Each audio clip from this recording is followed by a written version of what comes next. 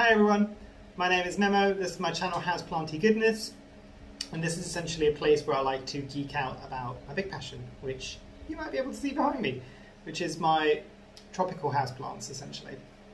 And this channel and the videos that I do here generally tend to be tips and tricks of things that I've learnt along the way and things that work for me in my care.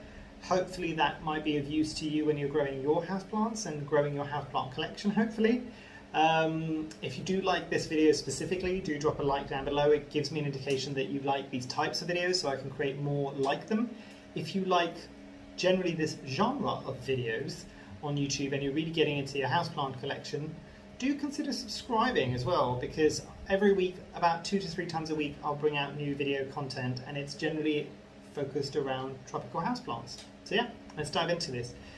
Today's topic is actually something that was brought up by one of my subscribers on here, and it's all about heat mats or seedling heat mats. I don't know whether or not you're going to be able to read that. I don't know whether or not it's mirroring it, but we shall figure this out in editing. Seedling heat mats. So heat mats, when it comes to helping with propagating plants as well, and also rooting out any bulbs or tubers like the caladiums, the colocasia, the alocasia, all of these things generally will do quite well on a heat mat. Caladiums I'll come back to in a minute because I've had mixed experiences with the caladium on heat mats. Now, you might have been able to see on the heat mat that I was showing, I was talking about a seedling heat mat. There are 2 different types of heat mats that I could find, at least within the behemoth that is Amazon, and one is mainly for plants or seedlings, the other one is for reptiles. And I think, do not quote me on this, but I think the reptile one will get warmer than the seedling one. If you can, they might be slightly more expensive to get the seedling one. Try to get the seedling one, not the reptile one, because the reptile one might be getting a bit too hot for the delicate new roots that you might be having on your plants. The other thing as well that I use this for isn't just rooting out bulbs and tubers and all these things, or even seedlings, but it's also to rehab struggling plants as well. So things that might have travelled quite far to get there and they haven't arrived in the best condition and they still need to root out quite well, I will usually put them on a heat mat, especially during the winter months. At the moment there's no need. Currently I'm looking at this, and apologies if I'm slightly shiny, I'm looking at the temperature read and the humidity read in the conservatory / hothouse. Good reason for the name for that. It's currently reading 32 degrees Celsius and about 70 to 72% humidity. So it's warm and humid in here. So as I mentioned in a previous video, probably the closest I'm going to come to a warm summer holiday this year, but you know, I'm alright with that. So with the seedling heat mat or the plant heat mat, the question that I got from one of my subscribers was, it's not getting particularly warm and it's taking a while. It does. When you first plug them in, they also come in quite wrinkled depending on how the packaging is, and eventually they flatten out because of the heat. But it does take a while to warm up. The other thing to remember is they're not going to be blisteringly hot to the touch, because essentially if you consider what they're trying to do, they are trying to emulate what it's like to be, what the soil temperature would be like on a warm summer's day. So, which would be, or warm spring's day essentially, which would be what would kickstart some of these plants to kind of really start putting down roots. And if you think about it, when was the last time you dug into the soil on a warm sunny day to realise that that soil was hot to your touch? Very rarely. And I'm talking about soil in the ground rather than in pots, obviously, because that could heat up. So it will be warm to the touch, maybe by a couple more degrees than what your skin temperature is, because if you consider most people's temperature, body temperature, is between 36 and 37 degrees Celsius. I don't know what that is in Fahrenheit. For everybody that deals in Fahrenheit, I'm really sorry, but Google is your friend. With heat mats, if you'd imagine, if you're expecting it to be really, really warm to the touch, it means it's going to be much, much higher than 36 or 37 degrees Celsius. So think about that for a moment. When would you ever see like the soil in the ground on a warm summer's day being over 40 degrees, for instance? Very rarely. So it does get a bit warm, but it does what it needs to do. Now, When you're putting in your nursery pots, usually they're very, very flimsy plastic, so generally what I would suggest is put a drip tray, like a plastic drip tray underneath, maybe not a terracotta one or something that's thicker, because the heat might not permeate up well enough, or maybe it won't regulate as well. So I found that the plastic works really well just to help dampen it down a bit, because if it's too hot, again, you might risk burning some of these new delicate roots.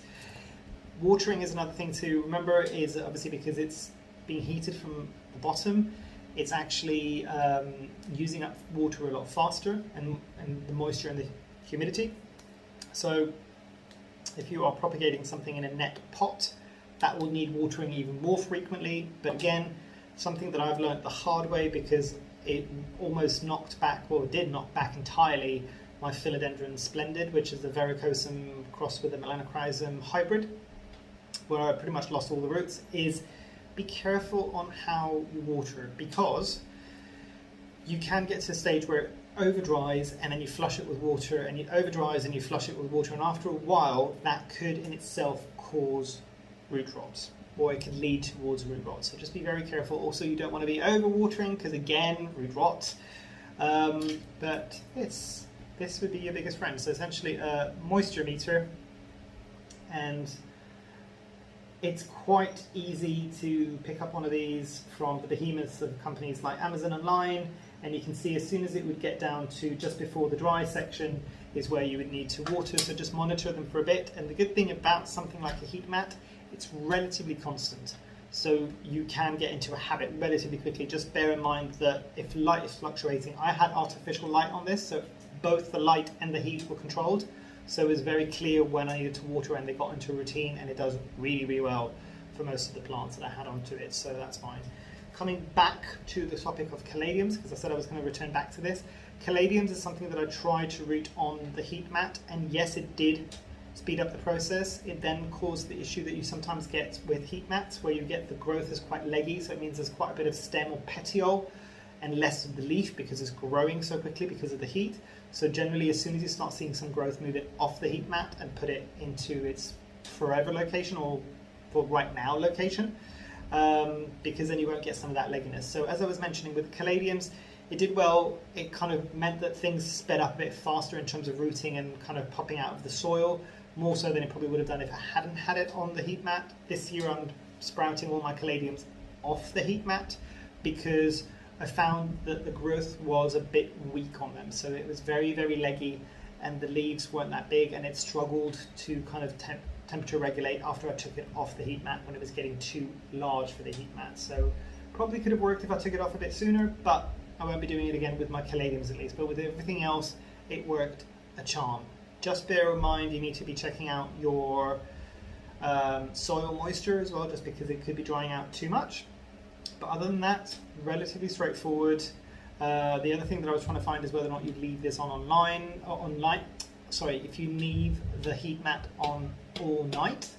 And there was mixed reviews for this. A lot of people saying yes, please do, especially if you're rooting out things like seeds or even tubers, because the temperature drop at night and it takes a while to come up to heat again, could cause it stress, it could cause root rot again. So I did in the beginning with a lot of my plants that were rooting, but then I ended up switching it on and off, on during the day, off during the night, just to give it that kind of fluctuation, especially when it was an established plant. It's fine, because in nature the temperature will drop naturally at night, maybe not by that much, but it will generally drop as well. So bear that in mind. I think that's everything I wanted to talk about on this. It's a relatively big topic. I'm not an expert by any stretch of the imagination. This is just my experiences with heat mats.